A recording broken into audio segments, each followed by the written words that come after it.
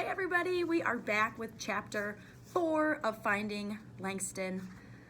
So many questions, again, as always, at the beginning of a book, about this letter, this mysterious letter that Dad got with this crazy handwriting, and he seems kind of like he recognizes the handwriting, so he's like, seems like a little upset about it, and he said he's going to open it in the morning, so maybe we'll find out today, maybe not, we'll see. So this is chapter 4, here we go. The rain started right after lunch, and I was hoping I'd get to go home without seeing Lyman and his crew after school. But from the classroom window, I can see them still waiting in the schoolyard. The three of them are standing around a boy, laughing. Lyman slaps the boy's lunch pail to the ground. They are keeping themselves busy till I come down. Everyone else has gone from the classroom, but I'm pretending to look for pencils in my desk. Can you help me carry these to my car? Miss Robbins asks, tying a rain scarf on her head. I nearly fall rushing to help her. Parking lot is on the other side of the schoolyard. Thanks, hun, she says when I load the box into the back seat of her Buick. I shut the door. Bye, Mrs. Robbins. I wave and walk quickly through the puddles to the fence where there's an opening, looking behind to make sure no one is following. I walk fast, turning right again, then left onto Michigan Avenue, and keep walking till I'm out of breath. My socks are soaked through, and by the time I stop, nothing looks familiar. Scared sweat prickles my skin. This neighborhood is quiet. The streets are wider, with tall elm trees like back home running along the sidewalks, their branches stretching over me like umbrellas. Daddy walked me to school the first day, pointed to the streets I would pass, 45th, 46th, 47th. Just stay on the street and count up when you're going to school and down when you're coming home, and you'll be all right, he said. But this street looks nothing like my neighborhood. No stores and cartmen, just row after row of nice-looking houses with trees standing at the edges of sidewalks. Almost each one has swept stoops and windows with curtains that don't have signs that say furnished apartments for rent. Standing on the corner across the street is a big white stone building with another building in the middle with a pointy top. It looks like a fancy building, but I'm thinking maybe someone there can point me to Wabash. I walk closer, and carved above the door is George Cleveland Hall Branch, Chicago Public Library. Once, when Daddy let me go into town with him one Saturday to get supplies for our planting, we passed a building with a sign above the door that said library. I was just learning my letters and figured I knew just about every word ever invented, but that word I'd never seen. Daddy told me the word, but said it was a building for white folks, and that meant I couldn't go in. Didn't look like nothing to me but a small little house, painted bright white, 2 windows in front. Other than that, I would have passed on by not noticing. But back home in the kitchen, I asked Mama if she knew anything about a library. Library is a place you borrow books, Mama said, sweeping the dirt out the kitchen door. What kind of books? I asked, following behind her. Any kind you want. Books with stories and pictures about anything you can think of, I reckon. I remember thinking, a house just for books? You never been inside a library? I asked. She laughed then. They don't let color folks in libraries, baby. Now go fetch some eggs for your mama so I can start this cornbread. While I went to the stoop to fetch the eggs, I thought to myself, any kind of books you want?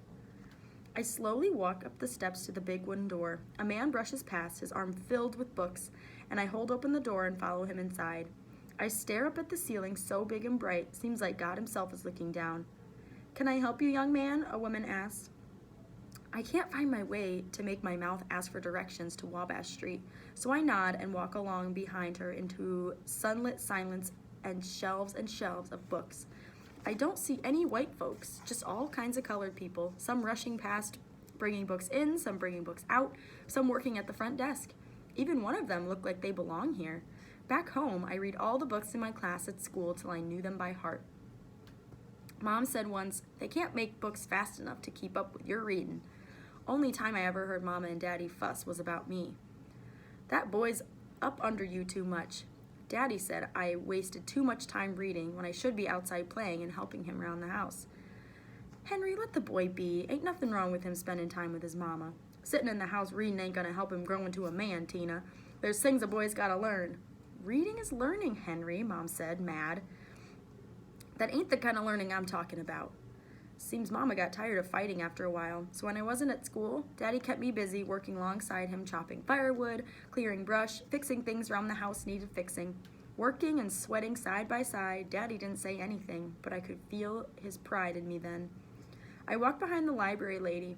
Floors looked like someone just finished polishing them. So shiny, I bet if I leaned down, it'd be like looking in a mirror. Can I help you find a book? She says, still walking but looking back at me. I want to say no, ask for directions to get on home, but I don't want to leave this quiet place. Again, my head nods yes. The lady starts walking further into the library, and I keep following and let myself breathe in the library smells. Old paper, glue, and wood. Smells better than Mama's peach cobbler. Everything in here is so new it makes my worn shoes look more worn. Looks like they could fit 5 of those little libraries from back home into this one room. I scuff downstairs and into a smaller room with round tables and shorter bookshelves. I walk over and run my hand along the bookcases, forgetting all about asking the way home. Can I read one? My voice sounds shaky as a girl's. Not shaky. My voice sounds squeaky as a girl's. You can borrow any kind of books you want, she says kindly. Just see the librarian at the desk. Any kind of book I want, I whisper to myself, and I take a few down from the shelf and pull a chair up to a table. I trace the letters on the covers of each and stop. One has my name. I pull it out and open to the first page. I pick up my life and I take it with me and I put it down in Chicago, Detroit, Buffalo, Scranton. Feels like reading words from my heart. I keep reading till I feel a tap on my shoulder. I can tell by the sun outside. The rain stopped and it got late, and that means Daddy's already home and waiting.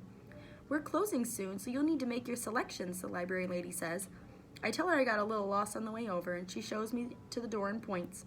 Walk down 2 blocks, she says, then turn left on Wabash, and you should be close to home. Thank you, ma'am.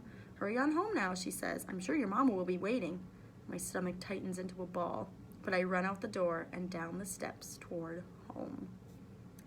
That is the end of chapter 4. So the book had his name on it. Sorry, I'm going back to this. The book had his name on it, but we still didn't hear his name. I'm curious what your thoughts are. All right, that's it. See you next time for chapter 5. Bye, guys.